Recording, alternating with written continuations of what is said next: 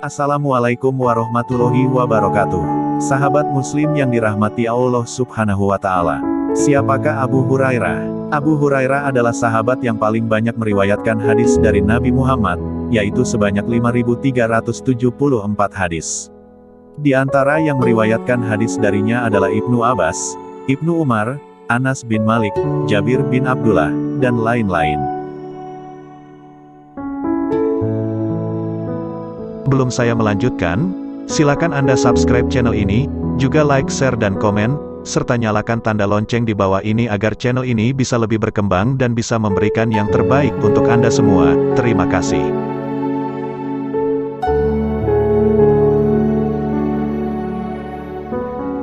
Imam Bukhari pernah berkata, tercatat lebih dari 800 orang perawi hadis dari kalangan sahabat dan tabi'in yang meriwayatkan hadis dari Abu Hurairah. Marwan bin Hakam pernah menguji tingkat hafalan Abu Hurairah terhadap hadis Nabi. Marwan memintanya untuk menyebutkan beberapa hadis, dan sekretaris Marwan mencatatnya. Setahun kemudian, Marwan memanggilnya lagi dan Abu Hurairah pun menyebutkan semua hadits yang pernah ia sampaikan tahun sebelumnya, tanpa tertinggal satu huruf.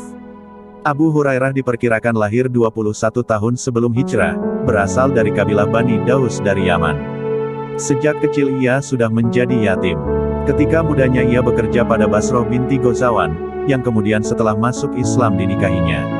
Nama aslinya pada masa jahiliyah adalah Abdus Syams, hamba matahari, dan ia dipanggil sebagai Abu Hurairah, ayah pemilik kucing, karena suka merawat dan memelihara kucing. Seorang pemimpin Bani Daus bernama Tufail bin Amr, kembali ke kampungnya setelah bertemu dengan Nabi Muhammad dan menjadi Muslim. Ia menyerukan untuk masuk Islam, dan Abu Hurairah segera menyatakan ketertarikannya meskipun sebagian besar kaumnya saat itu menolak. Ketika Abu Hurairah pergi bersama Tufail bin Amr ke Makkah, Nabi Muhammad mengubah nama Abu Hurairah menjadi Abdurrahman, hamba maha pengasih. Ia tinggal bersama kaumnya beberapa tahun. Ia menolak.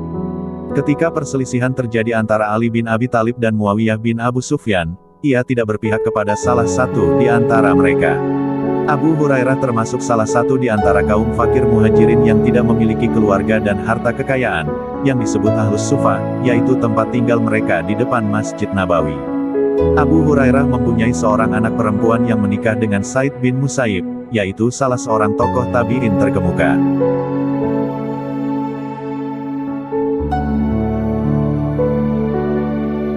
Abu Hurairah senang sekali mengikuti dan berada di dekat Rasulullah. Dengan kemampuan daya ingatan yang sangat tajam, beliau pernah diuji oleh beberapa orang terkait ketajaman ingatannya akan hadis-hadis Rasulullah yang diriwayatkannya. Suatu hari Abu Hurairah dipanggil oleh seseorang yang mengaku ingin belajar hadis-hadis Rasulullah.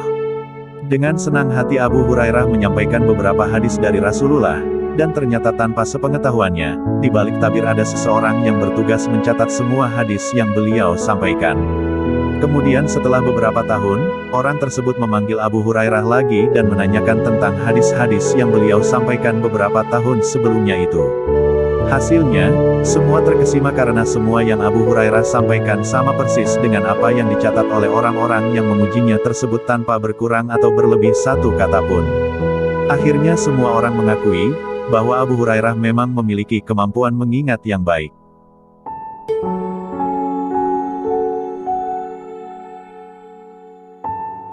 Abu Hurairah juga dikenal sangat akrab dengan kemiskinan. Beliau hidup sangat sederhana dan sabar. Pernah, beliau sampai rela mengganjal perutnya dengan batu-batu demi menahan lapar. Sampai saking laparnya dan tidak kuat, suatu hari Abu Hurairah terjatuh sambil kejang-kejang memegangi perutnya. Orang-orang di sekitar mengira bahwa beliau terkena penyakit ayan, namun sesungguhnya saat itu beliau tengah sakit menahan lapar. Kisah lain yang mengharukan adalah ketika suatu hari Abu Hurairah sedang kelaparan, namun beliau sangat sungkan meminta makanan kepada orang lain. Saat itu lewatlah Abu Bakar. Abu Hurairah pura-pura menanyakan tentang sebuah ayat Al-Quran kepada khalifah pertama itu dengan maksud agar Abu Bakar mengajaknya ke rumah. Namun setelah menjawab pertanyaan Abu Hurairah, Abu Bakar kembali pulang tanpa mengajak beliau. Abu Hurairah sedih. Lalu lewat lagi Umar bin Khattab. Abu Hurairah kembali menanyakan satu ayat Al-Quran kepada khalifah kedua tersebut dengan maksud yang sama. Mungkin saja Umar mau mengajak beliau ke rumahnya. Namun lagi-lagi, Setelah menjawab pertanyaan Abu Hurairah, Umar kembali pulang tanpa mengajak beliau ke rumahnya. Abu Hurairah kembali sedih. Yang terakhir, lewatlah Rasulullah Shallallahu Alaihi Wasallam. Abu Hurairah senang sekali, karena sebelum bertanya tentang ayat Al-Quran, Rasulullah sudah mengajaknya terlebih dahulu ke rumahnya. Di rumah beliau, Abu Hurairah mendapati semangkuk besar susu di meja makan.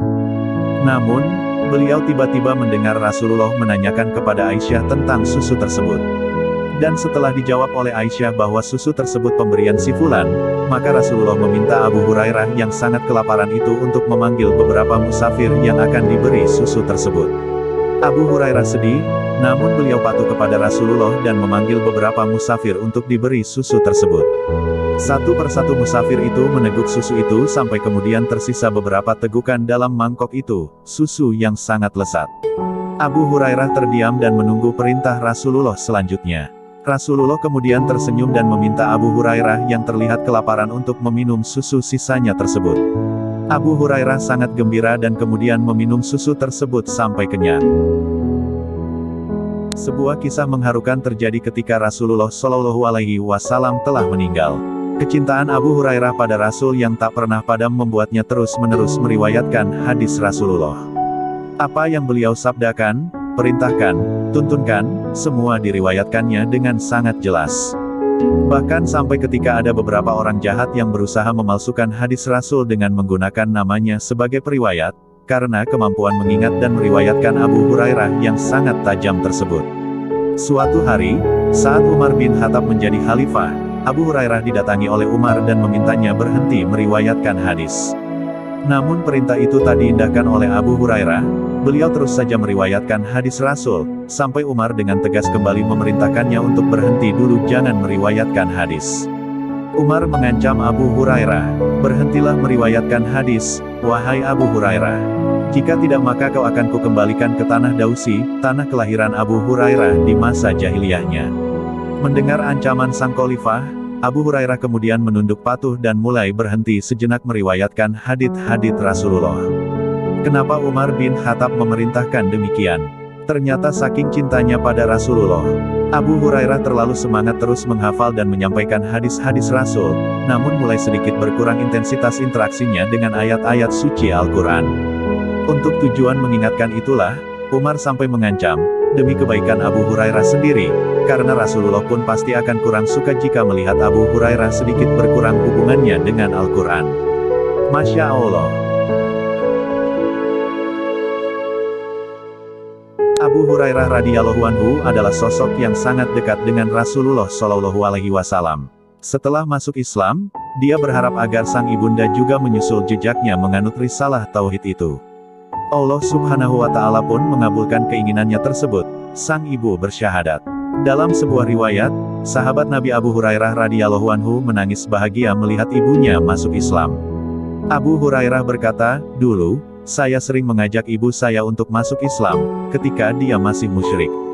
Pada suatu hari saya mengajaknya untuk masuk ke dalam Islam, tetapi ia mengutarakan kata-kata yang tidak saya sukai tentang diri Rasulullah.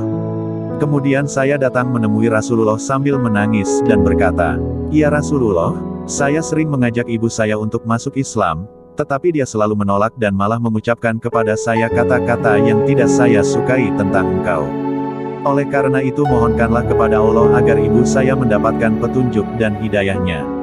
Setelah mendengar penjelasanku, Rasulullah langsung berdoa, "Ya Allah, berikanlah hidayah kepada ibu Abu Hurairah." Lalu saya kembali ke rumah dengan perasaan gembira karena doa Rasulullah tersebut. Setibanya di rumah, saya mendapati pintu rumah masih tertutup. Elbu saya mendengar derap langkah saya lalu berkata, "Hai Abu Hurairah, berhentilah sejenak." Kemudian saya mendengar suara tumpahan air. Ternyata ibu saya sedang mandi. Dia segera berpakaian dan mengenakan kerudung. Dia membuka pintu seraya berkata, "Hai Abu Hurairah, sekarang aku bersaksi bahwasanya tiada Tuhan selain Allah dan aku bersaksi bahwasanya Muhammad adalah hamba Allah dan Rasul-Nya." Abu Hurairah berkata, lalu saya kembali lagi kepada Rasulullah SAW. Saya datangi beliau sambil menangis karena perasaan gembira. Saya berkata, "Ya Rasulullah, saya sungguh senang dan gembira, Allah telah mengabulkan doa engkau." Dan Allah telah memberikan hidayahnya kepada ibu saya. Rasulullah Shallallahu Alaihi Wasallam memuji Allah dan mengucapkan syukur kepadanya. Saya berkata, "Ya Rasulullah, mohonkanlah kepada Allah agar saya dan ibu saya mencintai orang-orang mukmin dan mereka juga mencintai kami." Kemudian Rasulullah berdoa, "Ya Allah, jadikanlah hambamu yang kecil ini, yaitu Abu Hurairah dan ibunya, cinta kepada orang-orang mukmin serta jadikanlah mereka cinta kepada keduanya." Petik 1. Maka tidak ada seorang mukmin yang mendengar nama saya dan tidak bertemu dengan saya melainkan dia cinta kepada saya. Hadis riwayat Muslim. Demikianlah kisah sahabat Rasulullah, Abu Hurairah radhiyallahu anhu. Semoga kita bisa memetik hikmah dari kisah ini. Sampai jumpa di kisah selanjutnya. Terima kasih. Wassalamualaikum warahmatullahi wabarakatuh.